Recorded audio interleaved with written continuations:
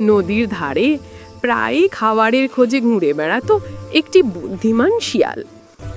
একদিন কুমির শিয়ালকে বলল, শিয়াল ভাই, নদীর ওপারে অনেক সুস্বাদু ফল, চলো আমরা একসঙ্গে যাই।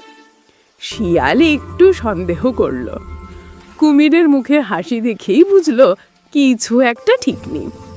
তবুও সে বলল, ঠিক আছে, কিন্তু তুমি আমাকে আগে বলো, তুমি আমাকে সত্যিই সাহায্য করতে চাও নাকি কোনো ফন্দি আছে?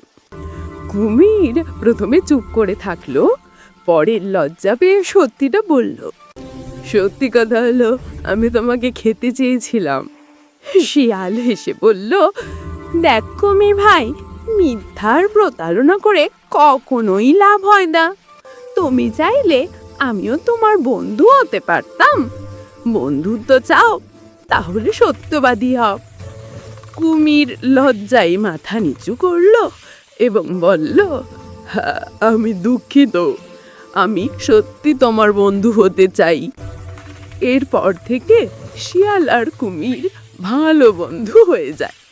কুমির বুঝলো সত্যবাদিতা ও বন্ধুত্ব প্রতারণার চেয়ে অনেক বড়।